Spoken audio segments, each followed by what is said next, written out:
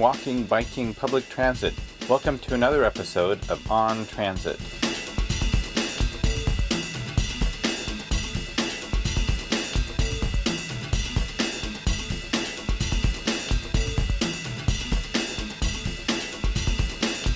Travel, the tourism kind of travel, hasn't always been part of the way people lived. The root of the word travel makes it seem less than appealing.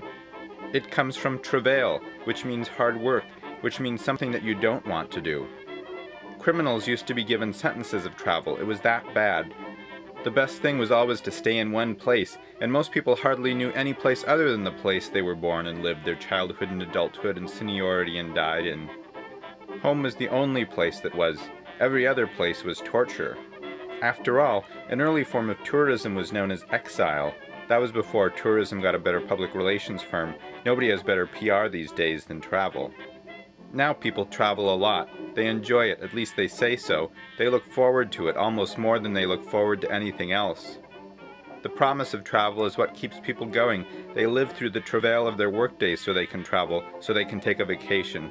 They want to go any place but home. Here's our plan for this trip. Fly from Minneapolis to San Francisco, a few days in San Francisco, and then take Amtrak, the Coast Starlight train, up to Seattle. Spend a weekend in Seattle, and then take the train, the Cascades, to Portland, Oregon. Spend 5 days in Portland, and then take the Coast Starlight back to San Francisco. Have one last day in San Francisco, and then fly back home. 2 weeks in all. We already had all our tickets. We were staying in a hotel in San Francisco, staying with a friend in Seattle, and with my mother in Portland. Here we go.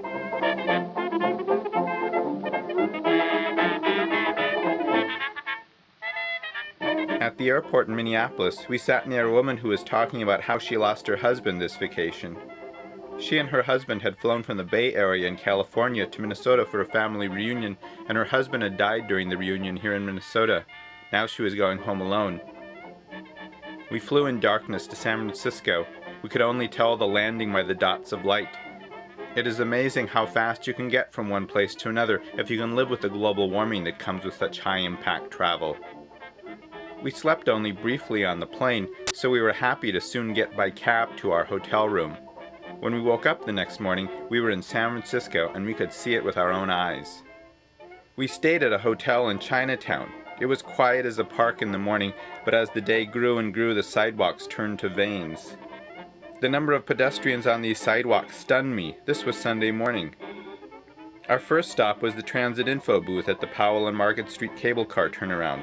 There we bought the San Francisco City Pass. It was a book of coupons to get you into many of the big museums in the city, and was good for getting around on mass transit too.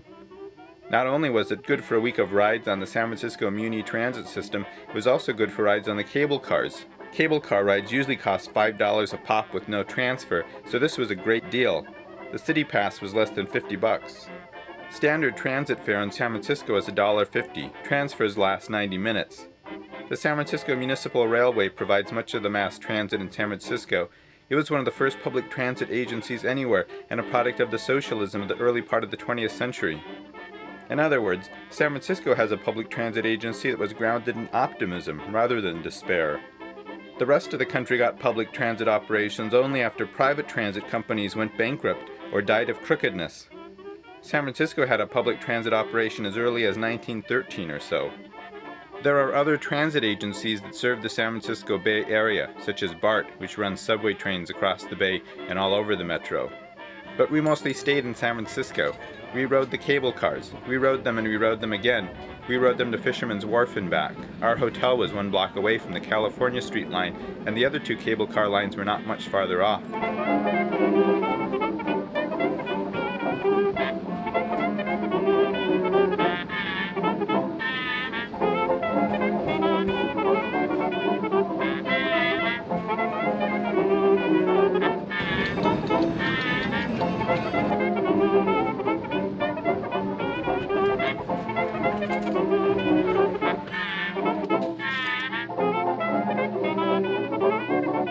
One of our first San Francisco stops was the Musée Mécanique, where we found many century-old coin-operated attractions.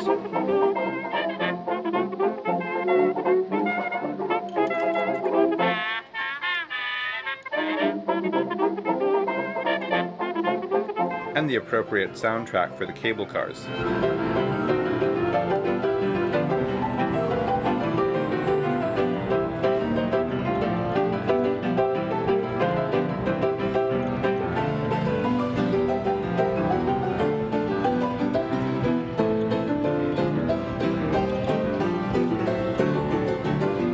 The cable cars were popular. They were packed. That's summer in San Francisco for you. I almost always rode the cable car standing on the platform and holding tight to a post. Only a couple times did I take a seat. There were so many tourists in this city. There were long lines at the cable car turnarounds, though the wait was never very long.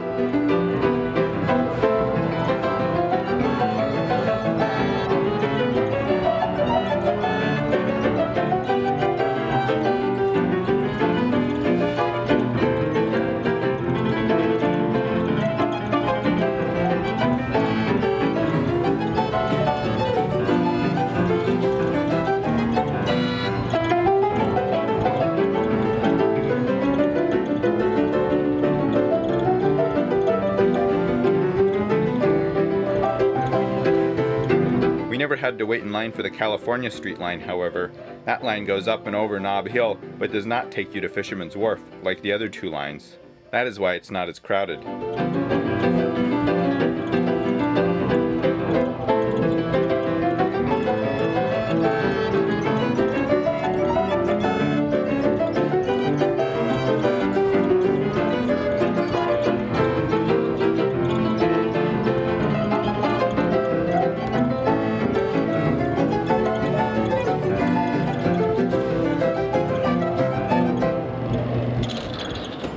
We visited the Cable Car Museum, which is located at Mason and Jackson in the Cable Car Barn and Powerhouse building.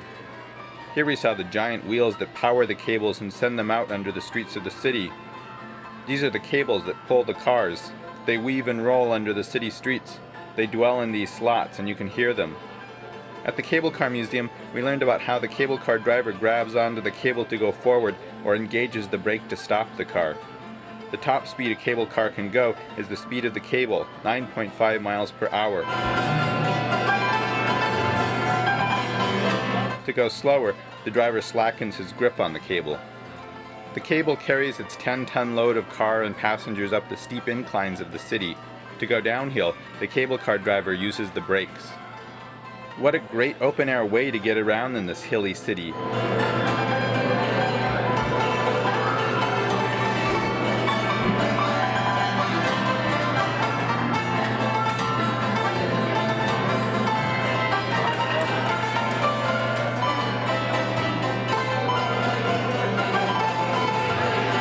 Best of all is riding a loaded cable car late at night. Nothing beats the scraping steel sound of it cutting the orange streetlight.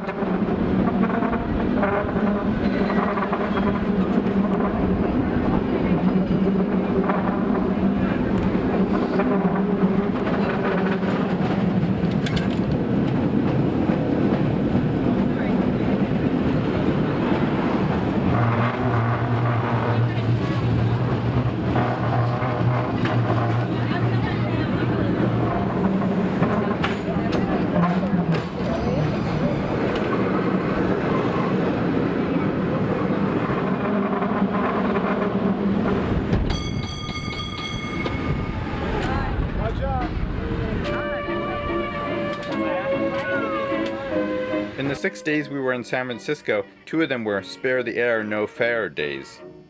There was no fare for any Bay Area transit, including the BART trains. This was to encourage car drivers to leave their cars at home and use transit instead to improve the area's air quality. We heard about some complaints of crowded ferries, but it was nice and felt so right to be able to get on any transit vehicle, cable car, streetcar, light rail, train, subway, or bus, and not have to pay or even flash a pass. We took a San Francisco harbor cruise. These boats could take you from one place to another, but we took this one only for the ride, from one place back to the same place. We traveled just for the sake of traveling. That's what this trip is all about anyway, isn't it?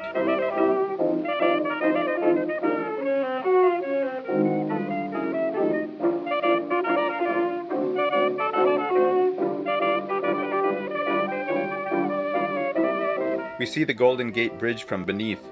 You will never believe that shadow.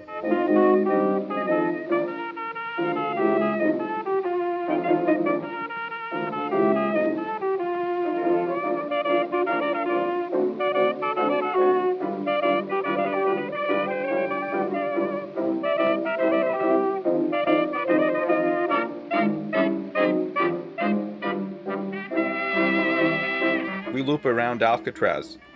You can see the graffiti left by the AIM occupation in the early 70s. There are many tourists on the boat, and there is narration from a loudspeaker, so we are entertained. Excuse me, young man. You happen to also sell cigars?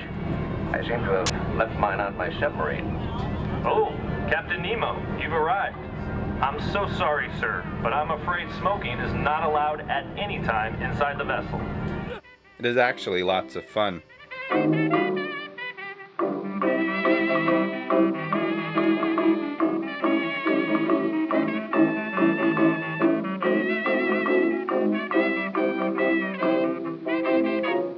We pay a visit to the aquarium of the bay.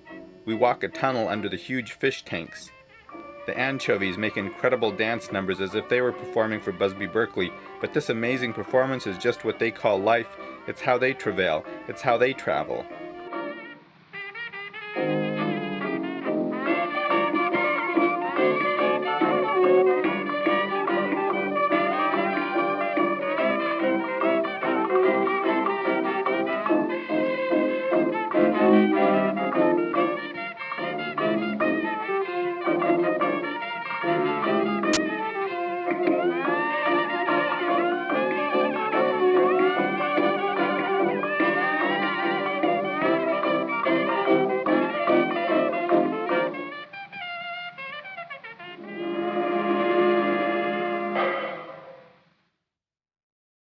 We visit the Arboretum at Golden Gate Park with a favorite friend who lives in the city. We walked and walked, and the plants stayed and stayed. In one place, all their lives. Going somewhere means both life and death to plants. Seeds and harvest, you know.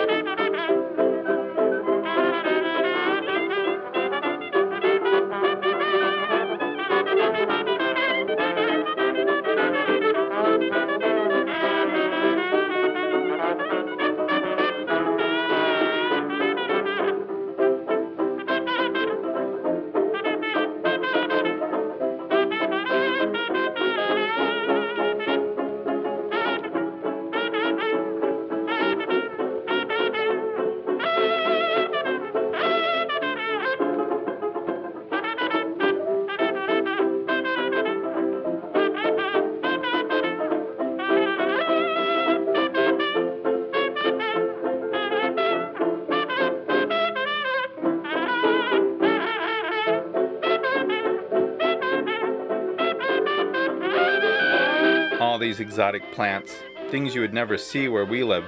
Nasturtiums are growing wild. Squirrels, blooms, walking, shade.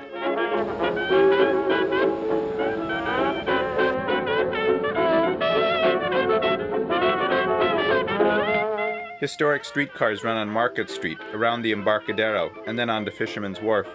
They also run down to the Castro Theater, where we saw a silent movie. The streetcar line is called the F line, and San Francisco Muni runs all the trains they can on this line.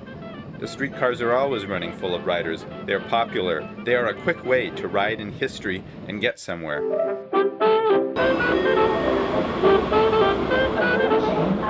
There is a subway tunnel under Market Street with 2 decks of trains.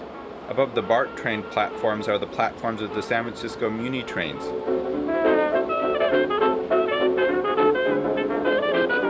These lines are labeled with letters. In San Francisco, the trains are named with letters and the buses with numbers. That's how you know which is which. We rode the J and the N lines.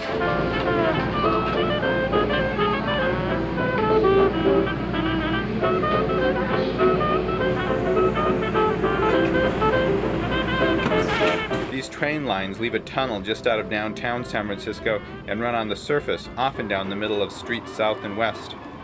They run like streetcars and share traffic lanes with cars.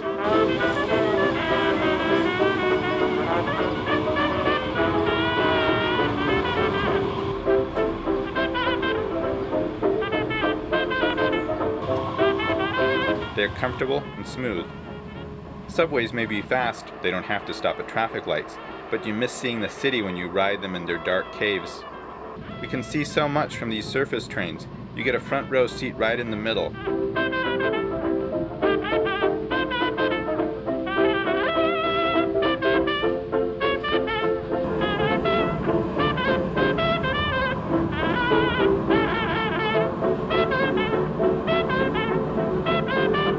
And it is always fun to watch these long trains running down a narrow San Francisco street.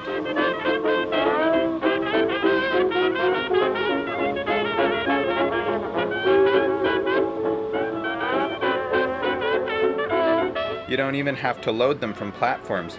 You get on right in the traffic lane. These lines are a good way to see parts of the city that are a little out of the way. From them you can see that San Francisco does have blocks of monotonous houses, just like most other cities, but also interesting corners to visit, and architecture that you would never notice if you stayed in the usual tourist parts of town.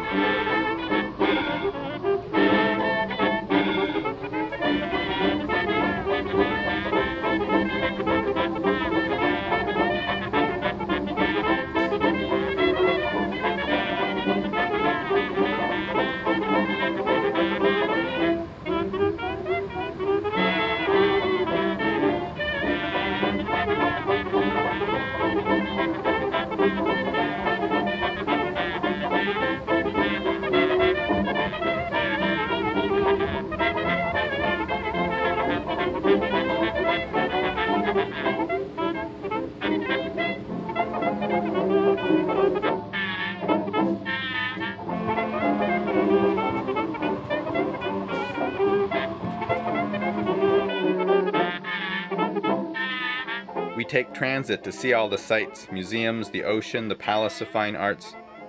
We walk our recommended 5 miles a day, every day, easy. We visit the ruins of the Sutro Baths. A giant complex of swimming pools once stood here, right on the ocean. A fire burned the structure down long ago, but you can still wander through the leftover concrete walls. It's a good place to view the ocean, both from the outside and the inside.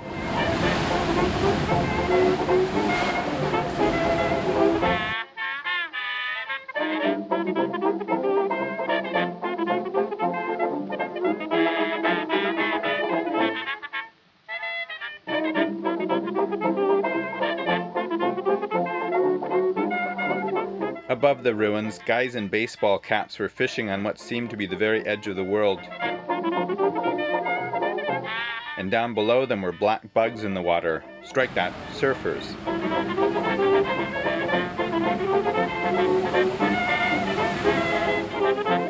When you are this close to the Pacific, you have to touch it.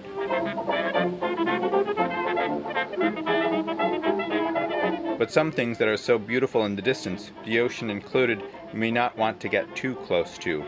As we wander around the city, just the two of us most days, we don't necessarily feel like we belong or like we don't belong. It's always nice to go to a restaurant. Everybody has to eat. Everybody goes to a restaurant now and then. The San Francisco transit system also has electric buses that are powered by overhead wires. These buses are so quiet. A complex transit system, like San Francisco's Muni, can sometimes be like a puzzle you have to put together.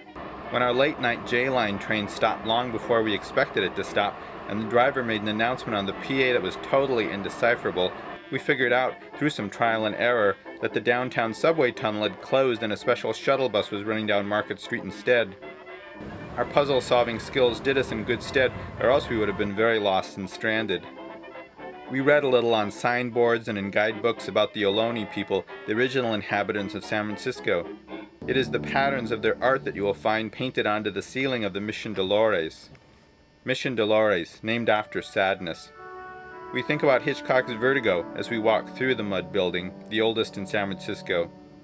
We walk through the new basilica beside it and the cemetery, the location of yet another Vertigo scene. Because we are students, or maybe children of the movies, we see San Francisco through the movies set here. That is why we visit Fort Point, because it's the place where Kim Novak jumped into the water in Vertigo. That is why we must stand and admire the Cliff House, because that is where McTeague and Marcus came to an agreement in von Stroheim's Greed.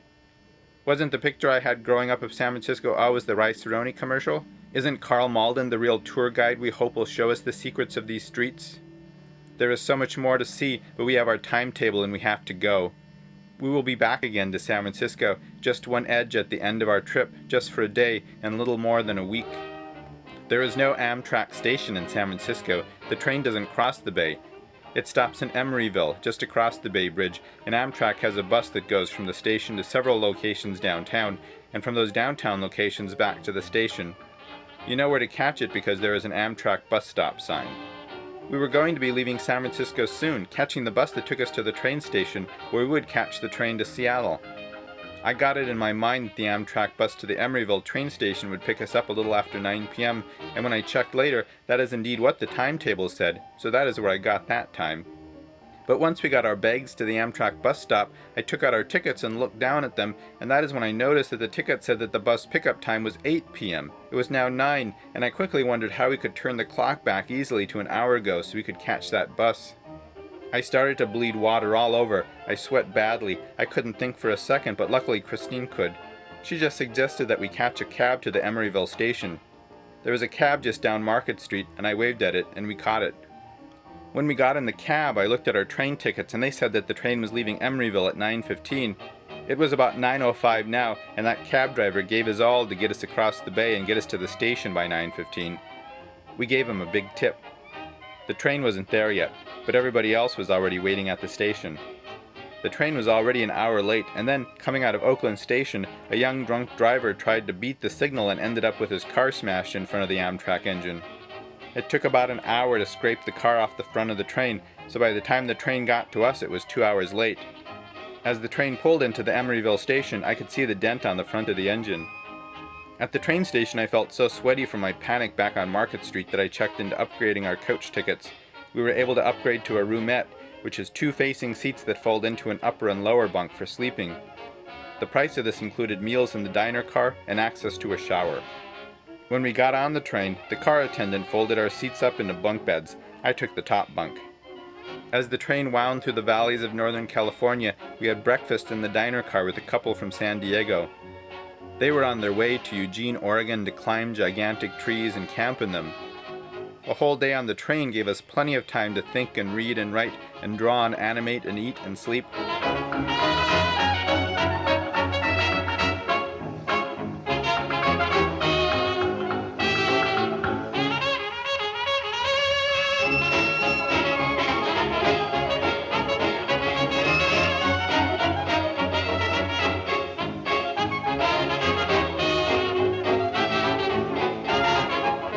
As a train travels, it must build up things, like acceleration and slowdowns on its own history, its history of place and people and incidents. This must slow it down too. When your eyes are looking out for wonderful things, even a plastic glass of water is pretty wonderful.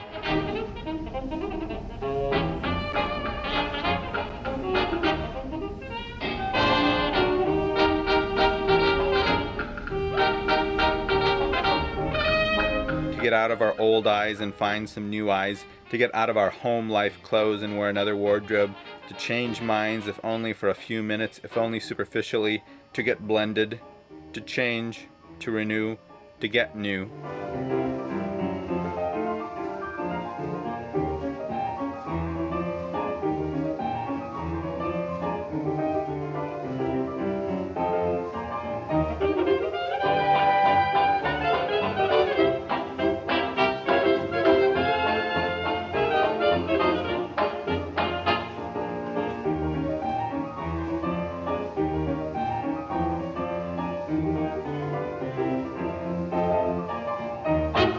That is why we travel. That is why we need a vacation.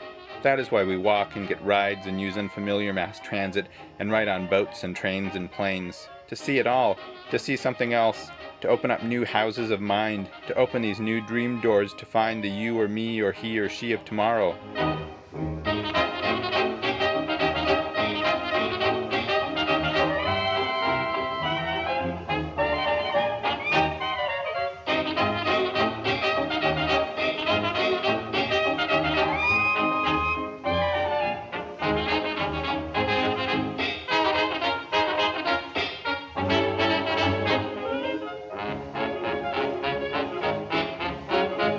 We have to do it. We would be crazy without it. We would never be able to escape our old stale heads, our rusty old thoughts. We could never turn ourselves into something new.